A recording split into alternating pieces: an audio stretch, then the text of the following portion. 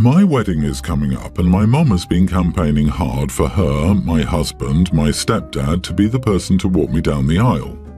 I already asked my paternal grandparents. My mom knew I would ask them and knew when I had, but she hasn't given up on her desire for me to ask her husband. The other day she told me it would make the most sense and she felt like he was the correct and most worthy person to walk me down the aisle. I called her out on that and said she should be more honest about why she wants him. I know she knows her husband and my dad hated each other and she believes I should have been loyal to her husband over my dad. She especially thinks I should have given all my loyalty to my dad to her husband after I lost my dad at the age of 7. Background: my parents broke up, never married, and my mom got married to her husband when I was 2. My dad and her husband hated each other. I was always aware of the fact. But it became especially bitter for me when I was 6 and my dad was diagnosed with cancer. I don't remember a lot from that time, but I do remember my mom's husband showing up to see my dad when he was in the hospital, and I remember him yelling at my dad. I know before that the two were as bad as each other and the animosity was mutual. When my dad died, I didn't automatically start to care more or feel closer to her husband. He did try, and I think part of his hatred for my dad was that I was such a daddy's girl and never looked at him being in my life as having two. I spent equal time with both my parents when dad was alive. I never got closer to my mom's husband. He was my mom's husband and my half-sibling dad, but even though I don't remember when I didn't know him, I never saw him as my dad. He always hated my dad too. I heard him grumble about him over the years, even saw him spit near a photo of my dad once. Eventually he gave up trying and decided I wasn't worth his time, which I felt was better for everyone. But my mom hates it. She hates that he's just her husband and I haven't embraced him as my dad. She once said it can be hurtful to lose to a dead man and be rejected in favor of a dead man. I asked what she meant by that, and she told me I never picked her husband over my dad and never let him feel like he won against him in one thing. I told her he had. He was still alive while my dad was gone. My mom still wants that win for her husband, especially when his hatred for my dad still burns strong. I believe my paternal grandparents are the right people to walk me. I've been close to them my entire life. My mom is mad that I called her out and tried to make her be honest. She said she wasn't lying and I was being rude. Am I the idiot? Not the idiot. He yelled at your dad while lying in the hospital with a terminal disease. He spit near your dad's picture. I'm surprised stepdad didn't pull out the dad's IV too. What a creep. Why would your mom expect you not to hold this man's actions against him? Her irrational expectation should tell you exactly how much weight her opinion should have for you. Your mom is operating under the mistaken assumption that since the hatred wasn't directed at you, it can't have really hurt you. If you haven't, it's time to correct her perception. Please go with your gut and have your paternal grandparents walk you down the aisle. Frankly, your stepdad is lucky he's invited after the disrespect he showed to your father. What was even the reason for the hatred on his part? According to my maternal grandma, it goes back to the very beginning of my mom's relationship with her husband. My paternal grandparents had said my mom asked my dad if her then boyfriend could adopt me, and he was only in her life a few weeks. When my dad said no, he held it against my dad. They said mom's husband appeared to forever hate that my dad was in my life and raising me. Also, dad thought of me when he was dying and set up a trust for me with all the money he could save for me so I could have some stability in the future. He left my grandparents protecting it, and he left a letter for me to know his thoughts on what the money was for. There's some interesting background, and I'd like to know if that feeds into the narrative for your stepdad. There's nothing like financials to make people dislike you, and your father protected your inheritance from anyone else touching it by putting it in that trust for you. I hate to read into things, but could it be possible your stepfather wanted the money? I know kids may not realize, but if they were in a poor financial position and there was money that he couldn't touch, it sounds to me like your father was very smart and didn't trust your mom and stepdad with the money. I, 32 female, have an autistic child, Alex, young grammar school age. Due to a family emergency, we had to fly to a different country, and the flight was quite long, 6+ hours.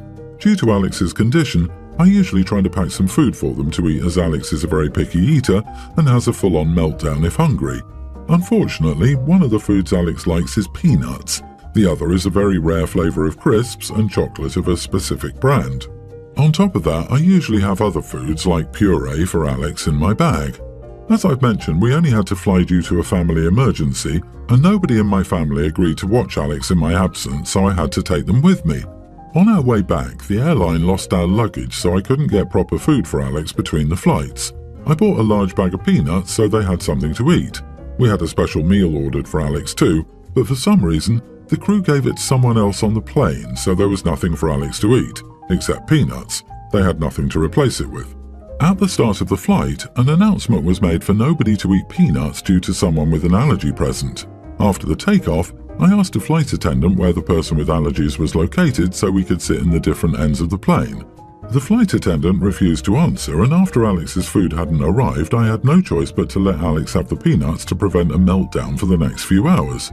The flight attendant wasn't happy and tried to stop me, but I reminded her that they left my child without her meal and gave it to someone else.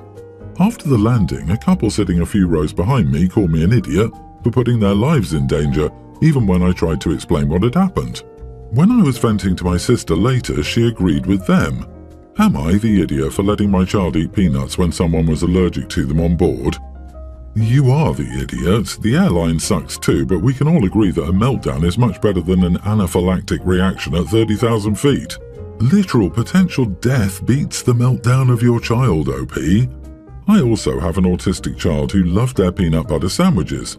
When both my two were younger, I never allowed them to take any nut products out of the house due to others who may have allergies that we come in contact with. You thought that your child's comfort, and you not having to deal with a meltdown, was more important than possibly killing a fellow passenger and the plane maybe making an emergency landing. Well done. Learn to do better next time. My 40 female daughter, 22 Rita, is pregnant. She's almost 20 weeks along and just told me a few days ago. Rita moved back in with me and my husband, her stepdad, when the place she was renting with her boyfriend, 22, and a former roommate fell through. Rita and her boyfriend are still together and decided to keep the baby. The boyfriend lives about an hour and a half away. Anyway, Rita does absolutely nothing. She doesn't work or go to school. She'll watch TV until 5 or 6 a.m. and then sleep until 1 or 2 p.m. most days. Only cleans her room when I tell her to. She doesn't wash dishes or laundry or take out the trash. When I try to talk to her, she starts crying and screaming that I hate her, and I'm trying to stress her out and she can't deal with it. My other young adult kid is in college full-time and works part-time. They were raised with the same rules and expectations. I tried telling Rita she was having a baby soon and needed to grow up. Cue more crying and screaming. She literally throws herself on the floor and sobs. She needs to get her act together to take care of the baby and be a decent parent. That baby is hers, not mine, and her and her boyfriend's responsibility to raise and provide for. She needs to go to school or work and apply for daycare vouchers and any assistance. She needs to pull her head out of the sand and do something with her life. I had kids young, but I also went to school part-time for several years to achieve my goals. These conversations always end with Rita on the floor, crying, screaming, and basically throwing a tantrum. The only time she does anything is when I either force her to or her boyfriend picks her up. Otherwise, she'll go 4 or 5 days without showering or changing clothes. I told her that has to stop. I love her, but I'm not raising her baby or caring for her like a child. She knows what's right and expected of her. Rita says I'm the idiot because I'm turning my back on her and my grandchild, and if they suffer, it's my fault because I have the ability to give them a good life and home with plenty of stability, but I'd rather make her struggle. I'd never let the baby go without. Am I the idiot? Not the idiot. She's either going to have to step up or give the baby up for adoption. After making sure she's physically healthy, you should get her into therapy. She's clearly having a tough time figuring out how she's going to make it in this world with the responsibility of a child. Being a supportive parent to her and a grandparent to the child does not mean giving them everything. But you can support your daughter to become more independent. A support group and therapy are a good starting point here. I've suggested therapy to Rita many times. She balks and rolls her eyes at any suggestion. She's less than perfect. Her boyfriend is not a bad guy but foolish with money. He's currently living with his dad because he decided to get a fancy car and a new phone, which eats up about half of what he makes monthly, so he can't even afford to help support them. Then it is tough love time. She is a full-blown adult and lived independently with a boyfriend before getting pregnant. You allowed her to move back in and she abuses the privilege. She doesn't have a job tying her down locally, so it's time to move in with her boyfriend, the baby's father. Also, it's time for the boyfriend to sell his car and step up.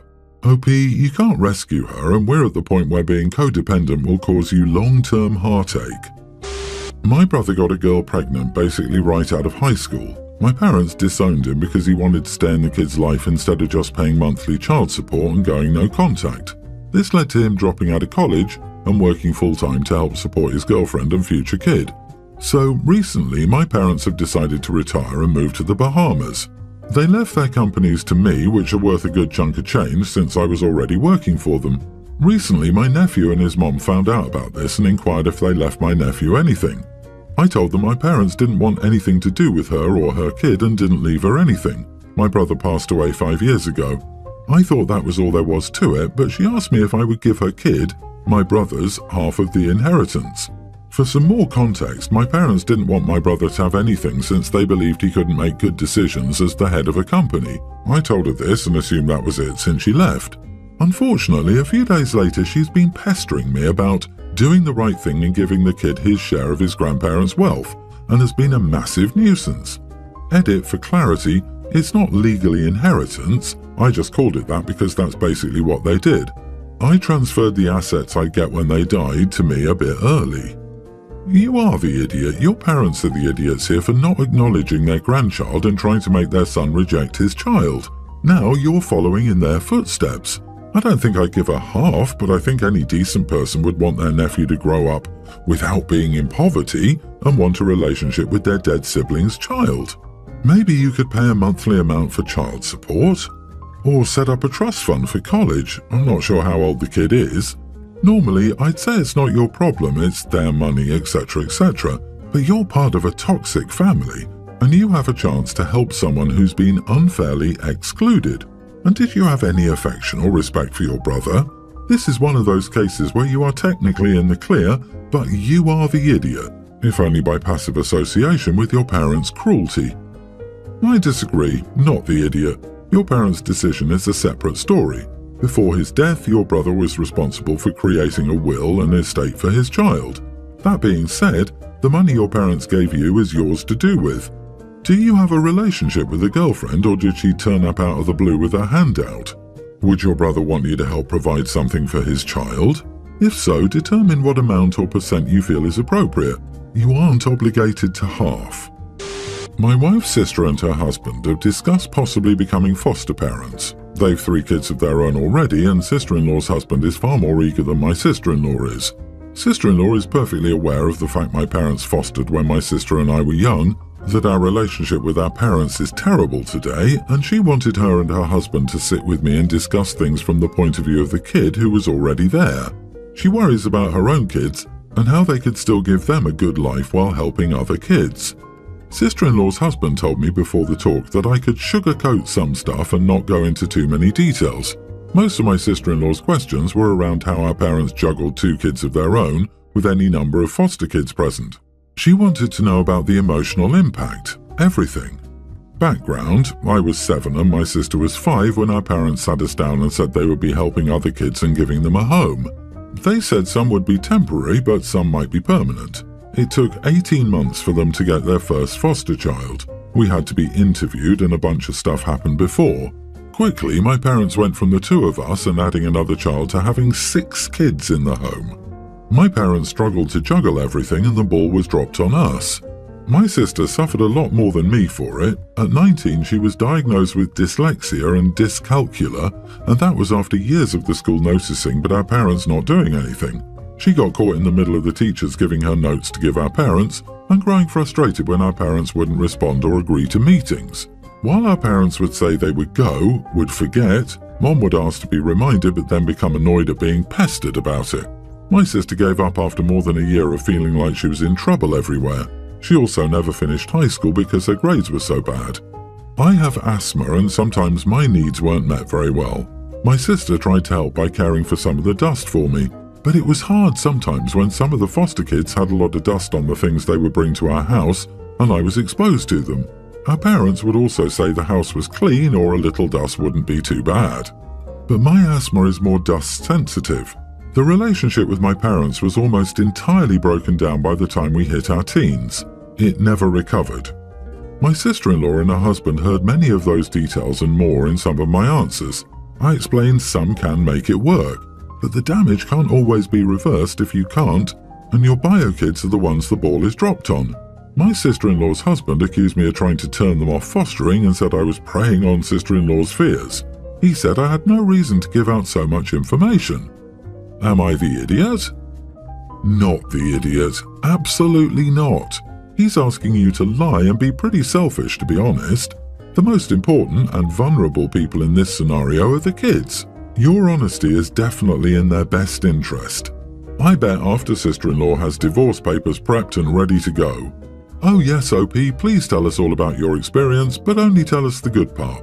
Because I want my wife to only hear the good part so she can make important life decisions that I want her to make with insufficient information. So she can be blindsided and upset that nobody ever told her what might happen. And then we can blame you when it potentially goes horribly wrong.